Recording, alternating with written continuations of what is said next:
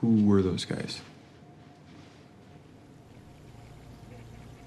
Well, some of you know that many years ago, I opened my first Los Pollos Hermanos in Michoacán.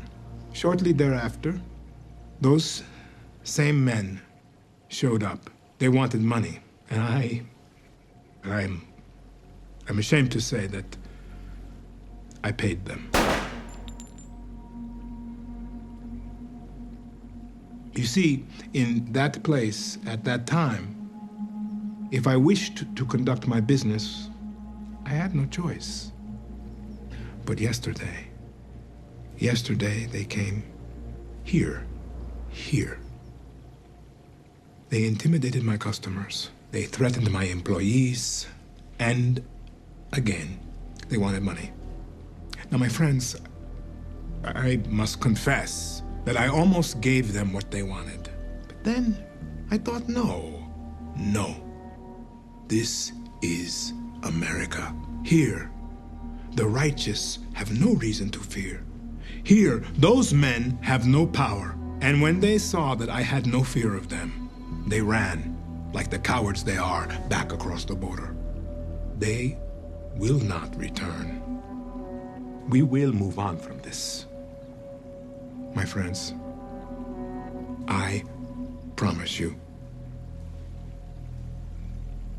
that together we will prosper.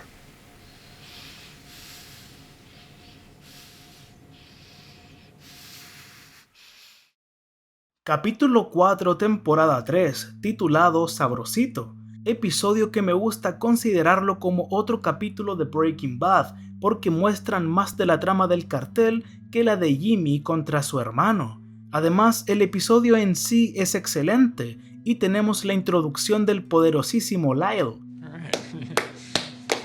Antes de empezar con el sobreanálisis, les advierto que habrá spoilers, como indiqué al principio del video. El episodio inicia con este maravilloso flashback que transcurre en 1999, y lo primero que vemos es esto, lo cual se asemeja mucho a cuando Don Eladio muere en Breaking Bad.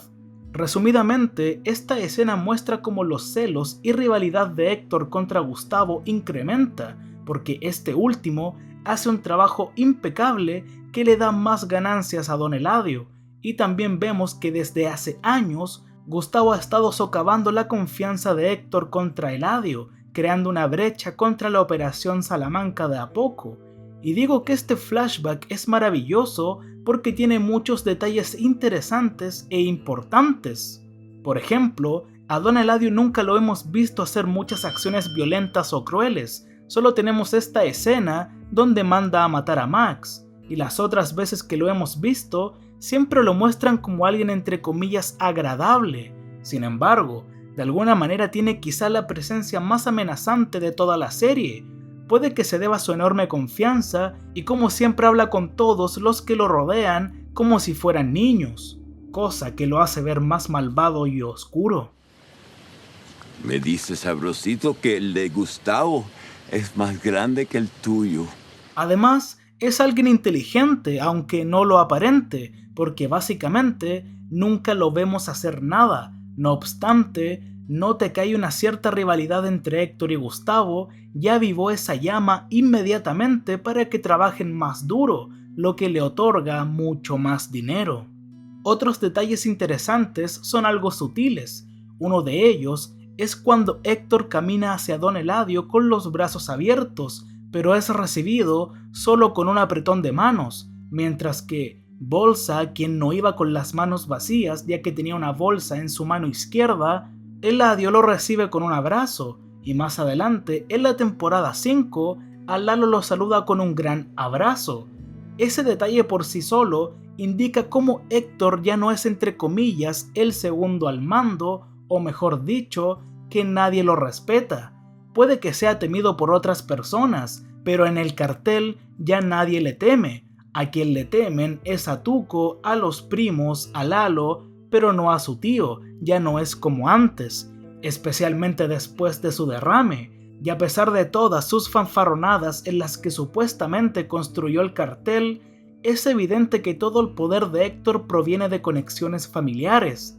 Además, solo es apoyado por la generación más joven a la que aterrorizó y manipuló para que lo obedecieran. Héctor exige respeto sin importar a dónde vaya, pero no hace nada para ganárselo y sin la protección de su familia no es nada. Hasta el padre de Nacho lo manda a la mierda. Por favor, váyase de mi taller. Mi papá. Y todo lo que dije es lo que finalmente mostró Breaking Bad. Sin el resto de los Salamanca, Héctor es solo un anciano triste, roto y amargado. E igualmente, todos sabemos que no trata muy bien a sus trabajadores de más confianza, y esta escena lo demuestra, lo cual es muy diferente a Lalo, porque primero, es interesante lo diferente que son las interacciones de los dos antes mencionados con Don Eladio.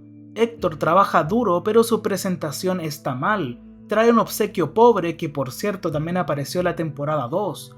Lo otro que hace mal es que no instruye a Jiménez sobre cómo comportarse frente a Don Eladio, pero realmente no le importaba si Jiménez le caía bien a Don Eladio o no.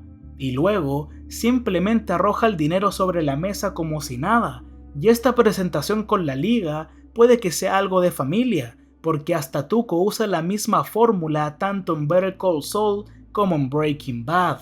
En cambio, Lalo se asegura de poner el dinero en perfecto orden y le dice a Nacho sobre cómo comportarse frente a Eladio. When you talk to the boss, you call him Don. He asks you a question, you tell the truth. Pero por su parte, a Eladio no le puede importar menos Héctor, no le presta la menor atención a su bienestar y lo molesta frente a todos. A Lalo, por otro lado, prácticamente le agrada. Héctor trabajó duro pero no inteligentemente, mientras que Lalo trabajó duro e inteligentemente. En fin, a pesar de la tremenda humillación que sufrió Héctor, es muy difícil sentir empatía por él. En la actualidad, Héctor no está contento por haber perdido su línea de contrabando, así que acompañado por Nacho y Arturo, entra al restaurante de Gas y se comporta de una manera amenazante con los clientes y el personal. Y hay un detalle que creo que es algo realista. Cuando Héctor entra, vemos que el lugar está lleno de clientes, y antes de que comience a montar una escena, los clientes de herencia latinoamericana notan de inmediato que algo no está bien, y son los primeros que se van. Hasta el niño se dio cuenta de inmediato que algo no andaba bien. En cambio, los clientes estadounidenses se quedan como si no tuvieran idea de lo que está pasando, y hasta ellos mismos ignoran por completo el enorme cartel que dirige la ciudad. Incluso Hank, un agente de la DEA, ignoraba que su cuñado era el gran Heisenberg, siempre sospechaba más de los latinoamericanos. Y más adelante, cuando Gustavo explica lo sucedido a sus empleados, Lyle es el único que no ve nada raro. En cambio, los de herencia latinoamericana son los únicos que parecen un poco más escépticos y sospechosos. Bien, en una escena eliminada vemos cómo Héctor espanta a los clientes, y aunque sea una buena escena, no era necesario mostrar qué hizo para que se fueran, porque ya sabíamos qué tipo de cosas pudo hacer para quedar solo con los empleados. Pero hay que aceptar que fue un movimiento tonto, porque podía exponerlos a todos si alguien llamaba a la policía. Al rato Lyle llama a Gustavo, quien está en la misma estación de bomberos donde Walter dejó a Holly en el capítulo Ozymandias. Luego de saber qué estaba pasando, se dirige al restaurante. En su oficina, Héctor le exige que Gas transporte su producto, ahora que no tiene una línea de contrabando. Héctor se lo pidió de una forma no amable y todo es por su orgullo, porque como dije antes, él cree que él es el cartel. Además, antes de tener su derrame, dijo que su familia y él construyeron todo el tema del cartel. Héctor siempre creyó firmemente que el cartel era impotente sin los Salamanca y se enorgullece de su familia. No cree que ni siquiera los grandes como Bolsa o incluso Don Eladio estén por encima de él o incluso valga la pena temer. Por eso no le importa la presentación, porque cree que merece más respeto que nadie en el cartel. Después de que el plan de Frank funcionara a la perfección, al otro día se disculpa y les explica a sus trabajadores lo sucedido. y esta historia que cuenta es una descripción adecuada de su afiliación real con el cartel y su plan para dejar de ser controlado por ellos, como pudieron ver al principio del video en ese montaje que hice. Además, las mejores mentiras contienen un poco de verdad. Lo último que puedo decir de esta escena es que es un ejemplo perfecto de un personaje que es un villano en la trama principal de una historia, pero resulta ser un héroe en la trama secundaria.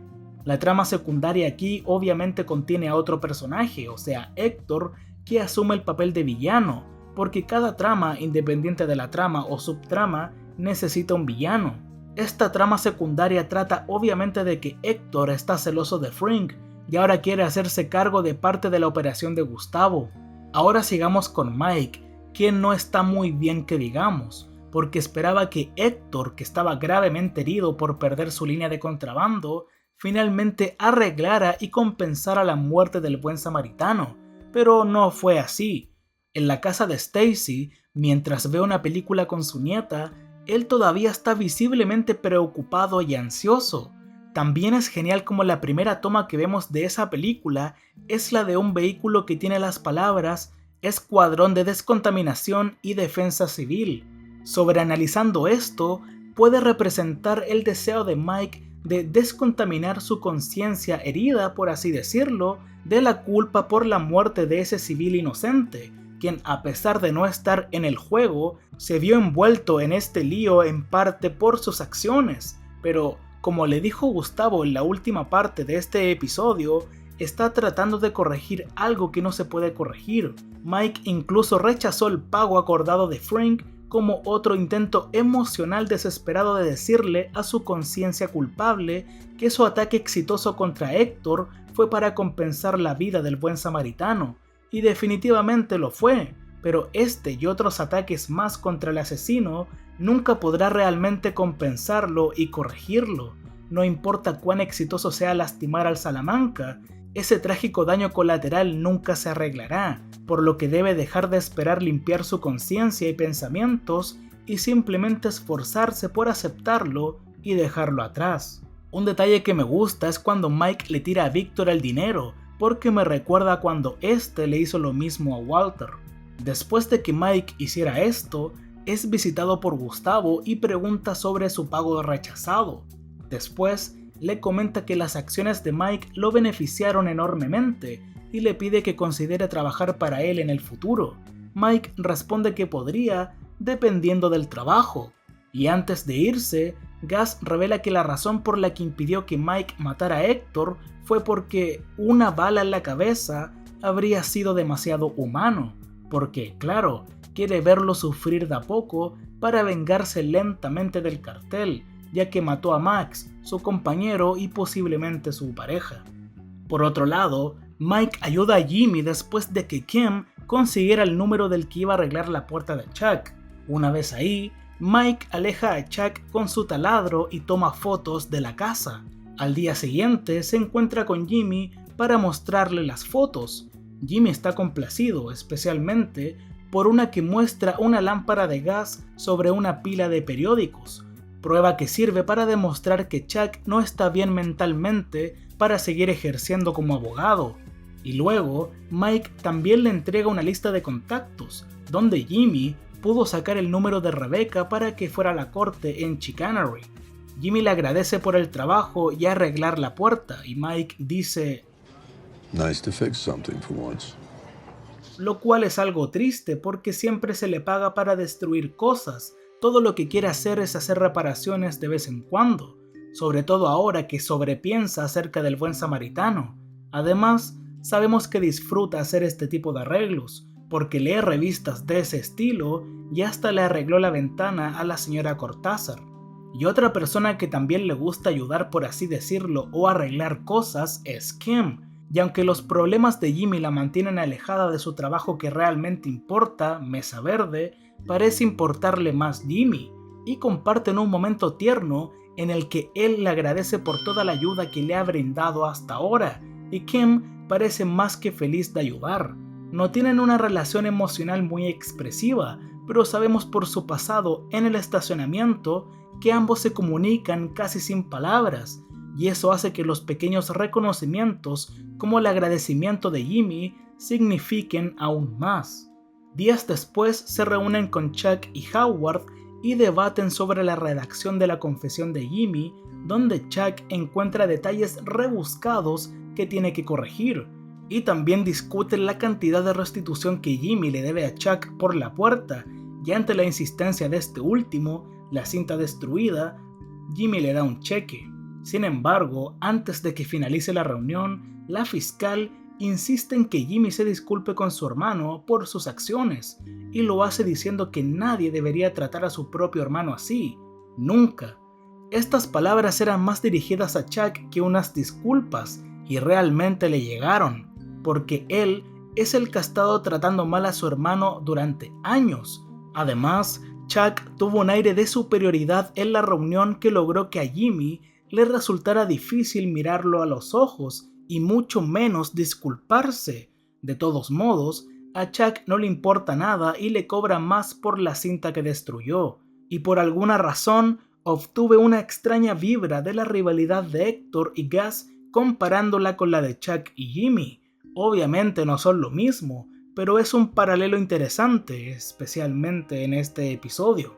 Después de la reunión, Jimmy se va sin decir una sola palabra, y Kim, por otro lado, conversa con ellos, donde Chuck admite que tiene la cinta original, ya que Jimmy destruyó la copia. Esto obviamente les servirá para construir su defensa en torno a eso, y se lo hace saber a Jimmy. El episodio termina con esta toma, donde Jimmy camina por el lado izquierdo y Kim por el lado derecho. Muchos dicen que el camino de la mano izquierda se relaciona con la magia oscura o el lado del mal, mientras que el lado de la mano derecha se equipara con la magia blanca o el lado del bien.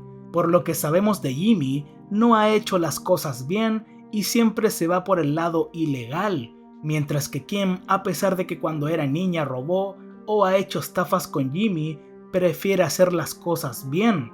Por eso es interesante mostrarlos separados. Sin embargo, una vez que están afuera, ella cruza la línea hacia el lado de él, mostrándonos con este lenguaje visual que Kim ahora está directamente involucrada y siguiendo y ayudando a alguien que no le traerá beneficios en su vida.